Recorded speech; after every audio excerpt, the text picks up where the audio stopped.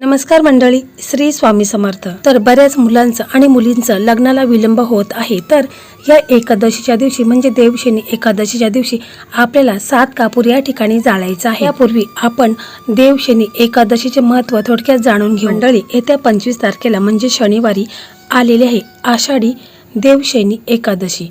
तर ही आषाढी एकादशी, ज्याला आपण देवशनी एकादशी किंवा महा एकादशी असे म्हणतात, हा आपल्या महाराष्ट्राच्या सांस्कृतिक आणि आध्यात्मिक जीवनात अत्यंत महत्त्वाचा आणि जिव्हाळ्याचा सण आहे.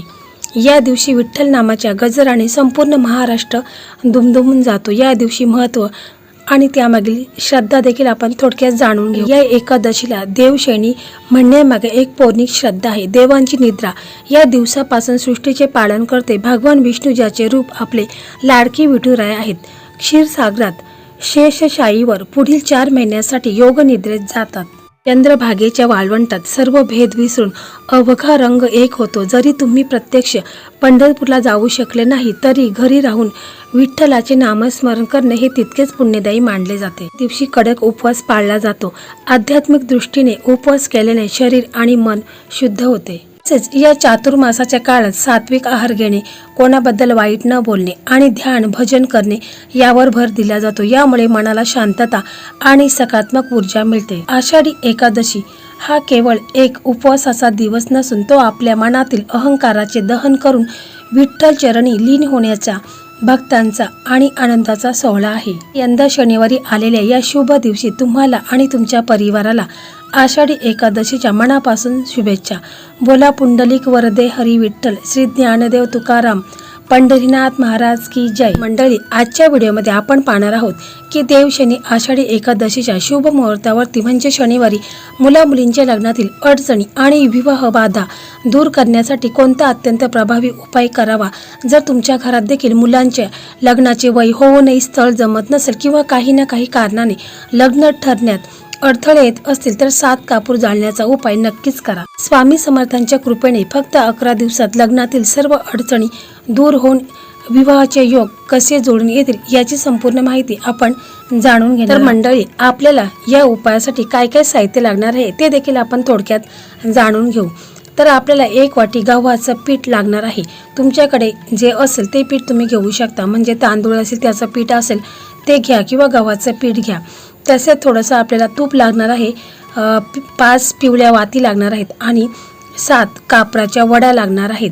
हे सगळ्यात महत्त्वाचं आहे. तसेच 7 लवंगा देखील आपल्याला लागणार आहेत. थोडीशी हळद लागणार आहे आणि श्री हरिविष्णूंचा लक्ष्मीचा फोटो आपल्या देवघरामध्ये असेल तर अतिशय उत्तम आहे किंवा मूर्ती असेल तरी देखील चालेल. तर मंडळी, तुम्हाला आता प्रश्न पडेल, हा उपाय कोणी करावा? तर हा उपाय शक्यतो मुलगा आणि मुलीने केला तर अतिशय उत्तम आहे. परंतु आजकाल आपण पाहत असतो की मुलांना इतका वेळ नसतो. ते बाहेर राहत असतील, जॉब निमित्ताने, व्यवसाय निमित्ताने किंवा कोणत्याही कामानिमित्ताने ते जर बाहेर गेलेले असतील तर हा उपाय मुलाच्या आईने करावा किंवा घरातील कोणत्याही सदस्याने मुलांच्या लग्नासाठी हा उपाय केला तरी देखील चालेल. पहा, येत्या 25 तारखेला शनिवारी आलेली आहे देवशनी एकादशी. तर या एकादशीला अनन्यसाधारण महत्त्व आहे. तर या दिवशी तुम्हाला शक्य असेल तर सकाळी लवकर उठायचं आहे, आंघोळ वगैरे करायची आहे. दिवशी शक्य असेल तर पिवळे किंवा शुभ्र कपडे घालायचे आहेत. त्याच्यानंतर तुम्हाला काय करायचं आहे की 1 ग्लास भरून पाणी घ्यायचं आहे. त्याच्यामध्ये तुम्हाला तुळशीची पानं टाकायची आहेत. तुळशीची पानं देखील आपल्याला आदल्या दिवशी तोडून घ्यायची आहेत, कारण एकादशीच्या दिवशी आपण तुळशी मातेला स्पर्श देखील करत नाही. तर मग काय करायचं आहे की त्या पाण्याच्या साह्याने तुळशी पानं त्याच्यामध्ये मिक्स करायची आहेत आणि आपल्या घरामध्ये, संपूर्ण घरामध्ये हे पाणी तुम्हाला शिंपडायचं आहे. मुलांचं बेडरूम असेल किंवा मुलं जिथं झोपत असेल त्या ठिकाणी तुम्हाला हे पाणी शिंपडायचं आहे. पूर्ण घरामध्ये हे पाणी शिंपडायचं आहे. फक्त टॉयलेट बाथरूम सोडून तुम्हाला सगळीकडे हे पाणी शिंपडायचं आहे. त्याच्यानंतर बघा, तुम्हाला काय करायचं आहे, आपला देवघर आहे तर ते आपल्या देवघरामध्ये जे आपले इष्टदेव आहेत, कुलदैवत आहेत, श्री स्वामी समर्थ महाराज आहेत, श्री हरिविष्णू माता लक्ष्मी, गणपती बाप्पा आहेत. तर बघा, एकादशी असल्यामुळे तुम्हाला शक्य असेल तर प्रथम आपण तुपाचा दिवा लावायचा, अगरबत्ती लावायची आहे आणि मग तुम्हाला शंखामध्ये थोडं पाणी किंवा दूध भरायचं आहे आणि मग तुम्हाला श्री हरिविष्णू माता लक्ष्मीची मूर्ती असेल तर त्यांना अभिषेक करून घ्यायचा आहे किंवा बालकृष्णाची मूर्ती असेल त्याला देखील अभिषेक वगैरे करून घ्यायचे आहे. आपल्या देवघरामध्ये जेवढे देवी देवता असतील त्यांचा अभिषेक करून घ्यायचा आहे. विधिवत त्यांची पूजा करायची आहे. पिवळी फुले, पिवळी मिठाई आहे, गोड खोबऱ्याचं नैवेद्य ठेवायचं आहे. त्यानंतर तुम्हाला तुळशी मातेसमोर देखील तिथे जायचं आहे आणि ओम नमो भगवते वासुदेवाय, ओम नमो भगवते वासुदेवाय हा मंत्र तुम्हाला 11 वेळा बोलायचा आहे. तुळशी मातेसमोर तुम्हाला प्रदक्षिणा मारायच्या आहेत. तर पहा, हे सर्व झालं सकाळची पूजाविधी. तर आपल्याला हा जो उपाय करायचा आहे तर हा उपाय आपल्याला संध्याकाळी करायचा आहे. 6:30-7च्या दरम्यान आपल्याला हा उपाय करायचा आहे.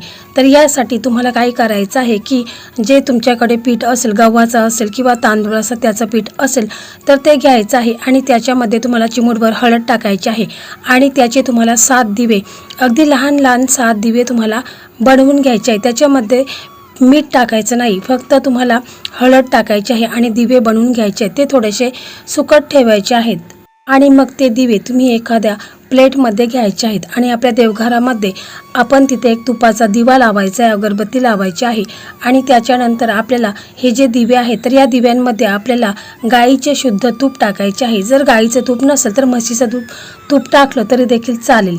आणि मग काय करायचं, त्याच्यामध्ये लांब वात आपल्याला ठेवायचे आहे. प्रत्येक दिव्यामध्ये एक लांब वात ठेवायची आहे आणि त्या प्रत्येक दिव्यामध्ये तुम्हाला चिमूटभर हळद टाकायची आहे. आपण ज्या कापसाच्या वाती बनवलेल्या आहेत त्यांना देखील आपल्याला हळद लावायच्या आहेत. त्या वाती पिवळ्या करून घ्यायच्या आहेत आणि प्रत्येक दिव्यामध्ये आपल्याला ठेवायचे आहेत. त्यानंतर आपल्याला कापूर आहे तर भीमसेनी कापूर घ्यायचा आहे. त्याचे 7 तुकडे आपल्याला घ्यायचे आहेत आणि मग आपल्याला 7 लवंगा घ्यायच्या आहेत. अखंड फुलवाल्या लवंगा घ्यायच्या आहेत आणि कापूर घ्यायचा आहे. त्याच्यानंतर बघा काय करायचं आहे की आपल्याला आपली जी मुलं असतील, तुमचा मुलगा किंवा मुलगी घरी असतील तर मग त्यांना तुम्हाला देवघरासमोर बोलवायचं आहे आणि त्यांना बसायला सांगायचं आहे आणि मग हे जे कापूर आणि लवंग आहेत तर त्या मुलांच्यावरून 7 वेळा उतरून घ्यायचे आहेत. घड्याळाच्या उलट्या दिशेने मुलांच्यावरून 7 वेळा उतरून घ्यायचे आहेत. हे उतरत असताना तुम्हाला बोलायचं आहे की माझ्या मुलांच्या कुंडलीमध्ये जो काही नजर दोष आहे, पितृदोष आहे, कालसर्पदोष आहे, लोकांची वाईट नजर आहे तर ती संपूर्णपणे दूर होऊन माझ्या मुलांचं लग्न हे लवकरात लवकर व्हावे असं तुम्हाला बोलायचं आहे. समजा जर तुमची मुलं घरी नसतील तर मुलाचा फोटो वगैरे असेल तर त्या फोटोवरून देखील तुम्ही 7 वेळा हे उतरून घ्यायचं आहे. आणि मग तुम्हाला प्रत्येक दिव्यामध्ये एक कापूर आणि एक लवंग त्या दिव्यामध्ये तुम्हाला टाकायचे आहे. कापूर हा नकारात्मक ऊर्जा शोषून घेण्याचं काम करत असतं, त्याचप्रमाणे लवंगा ह्या इतर बाधा दूर करत असतात. म्हणून आपल्याला कापूर आणि लवंगा घ्यायचे आहे. त्यानंतर हे जे दिवे आहेत तर ते तुम्हाला प्रज्वलित करायचे आहेत आणि मग तुम्हाला हा मंत्र बोलायचा आहे. ओम नमो भगवते वासुदेवाय नमः, ओम नमो भगवते वासुदेवाय नमः हा मंत्र तुम्हाला 108 वेळा म्हणायचा आहे. जर काही कारणास्तव तुम्हाला 108 वेळा हा मंत्र बोलणे शक्य नसेल तर मग तुम्ही 11 वेळा किंवा 21 वेळा म्हटलं तरी देखील चालेल.